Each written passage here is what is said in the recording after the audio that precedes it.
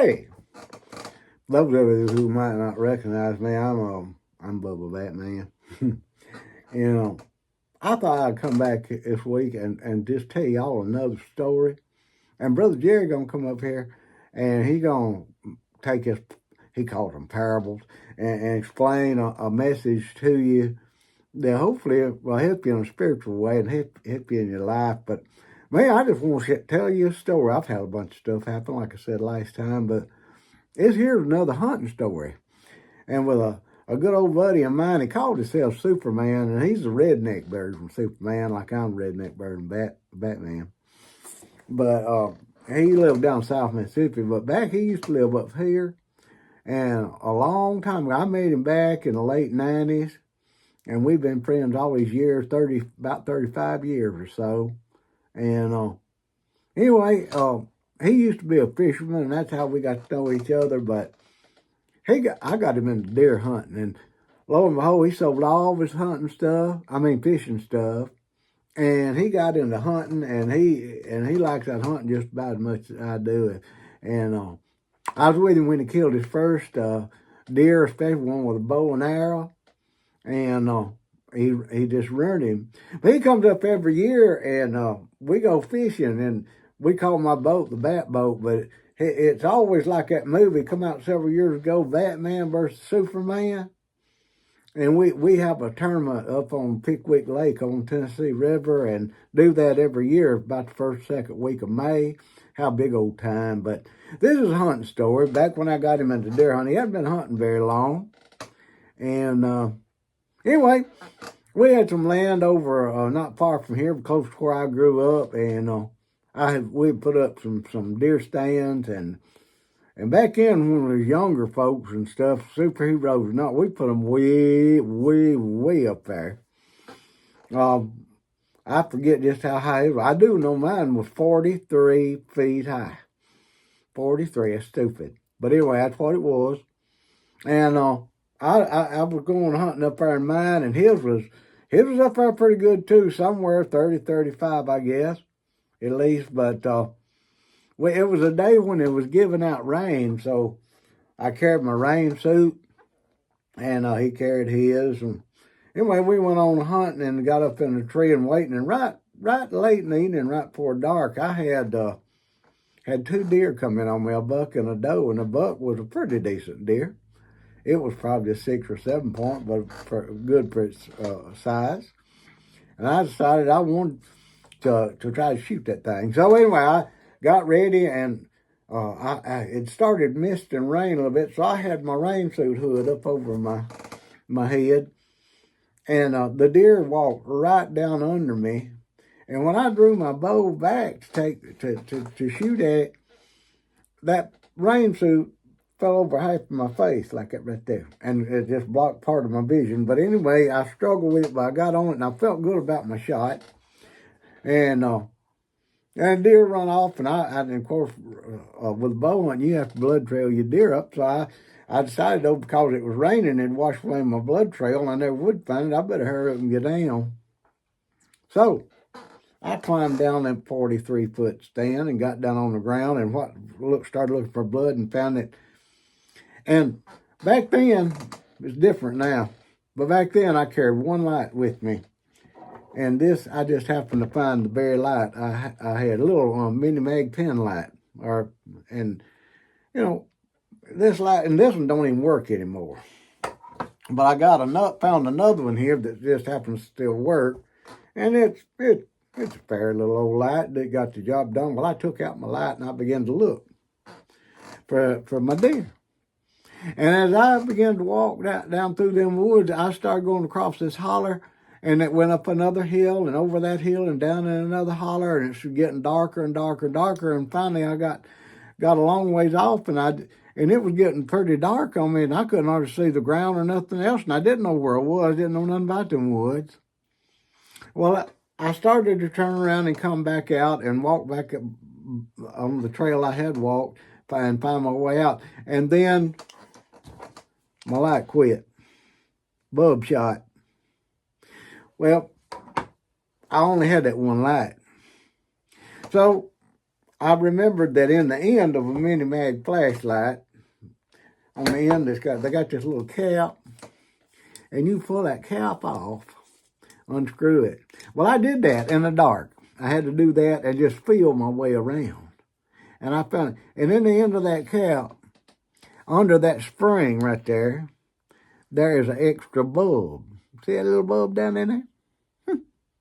Well, I got that thing out in the dark, and you got to pull that thing out, take the cap off into this, and somehow put them little old prongs that's on the back of that light down in them prongs in the end of this light here after this cap is off. Do all that in the dark. Well, I was fumbling, fiddling around with that thing, and I dropped that bulb on the ground. It was over. I couldn't find this little old teeny light bulb in the dark. And I got scared. You know, last week I told you I got scared. Well, Bubba Batman got scared again. And I spent a lot of time scaring myself, as you can probably see. But anyway, I didn't know what to do but start screaming for help. So Superman was up there in his stand, and he was probably waiting on me to holler at him to come on out and to go to the house. But I started screaming for him, and I couldn't see nothing. And I screamed, and oh, by the way, Superman's real name, at least this Superman, he ain't no Clark Kent. No, not this one. His name is Andy. So I commenced to hollering, Andy! I'd listen. Andy!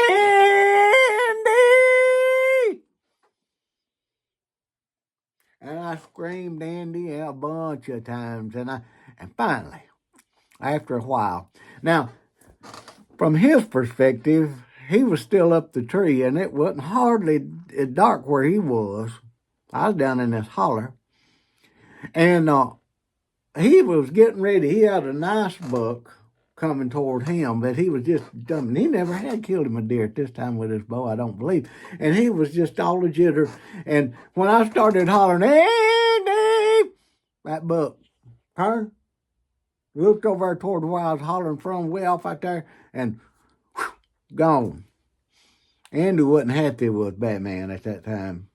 Of course, I've kind of made him unhappy several times. That's beside the point.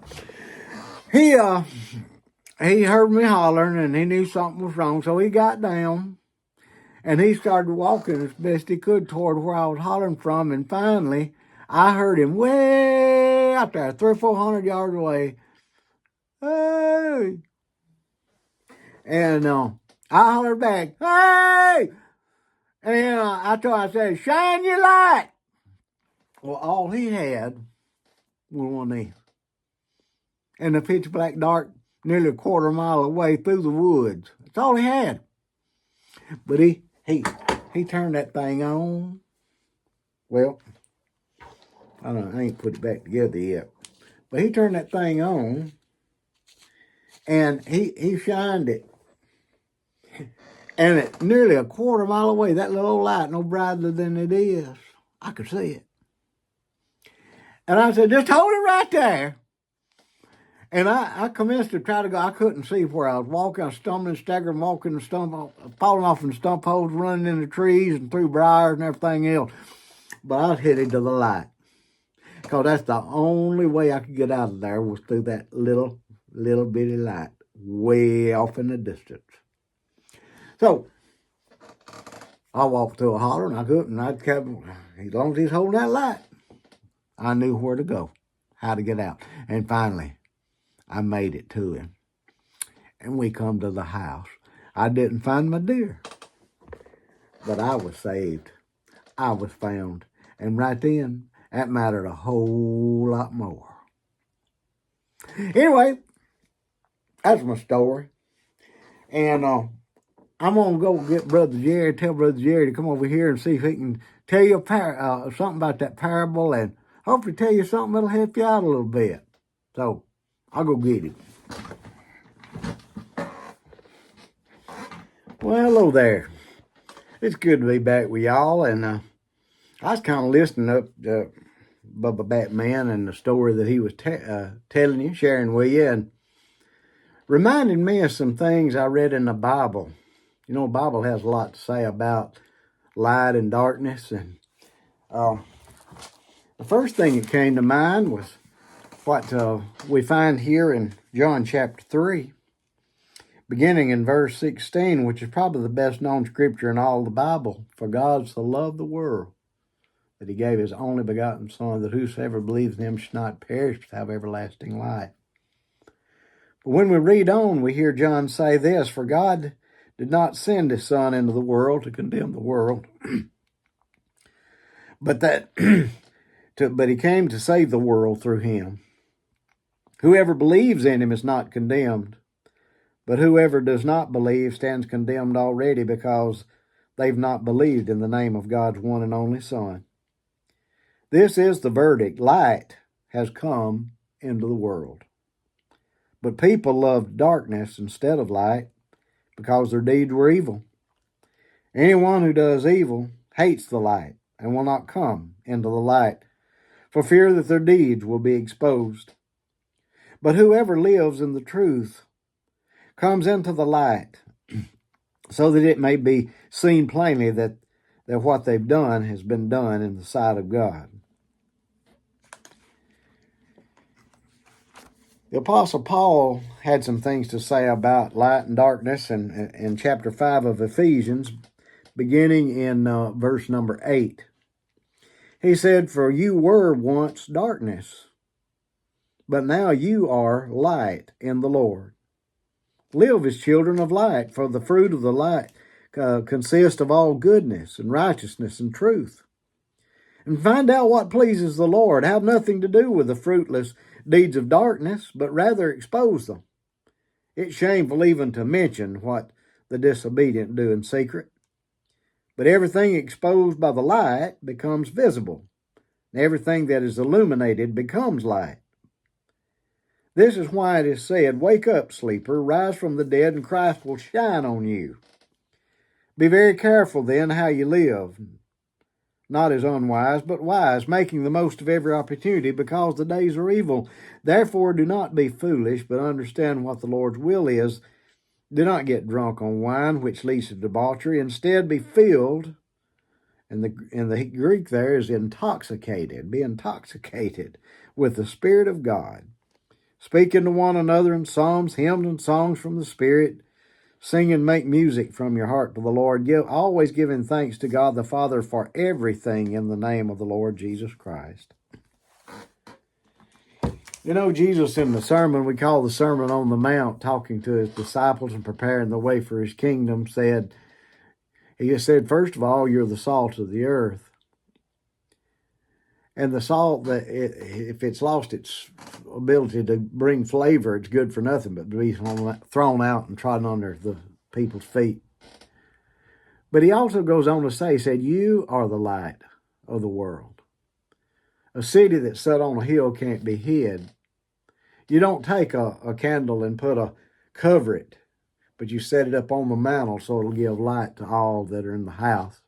He said, let your light so shine before men that they may see your good works and glorify God in heaven. There's a lot of people out there, like Bubba Batman was that night, just totally lost in the darkness. Many of them crying out for help, like him. And like Superman or Andy, even though that light didn't seem to be very big or very potent, seemed to be kind of small compared to the darkness all around. It pierced through that darkness. And that light saved Bubba Batman that night. Brought him home. You never know. Sometimes you think your light's kind of small and insignificant. But that light of yours, even though we live in a dark, dark world, pierces through that darkness and can save a soul from death. Possibly a lot of souls. So, hopefully we can learn another lesson from another parable of Bubba Batman. It's been good to see all of you. I want to encourage you, if you haven't already, go to the YouTube there and hit the subscribe button and like and give us a little commendation and be a part of our group. And look forward to next time. Bubba Batman will be back with another story and hopefully another lesson. God bless all of you. Have a good day.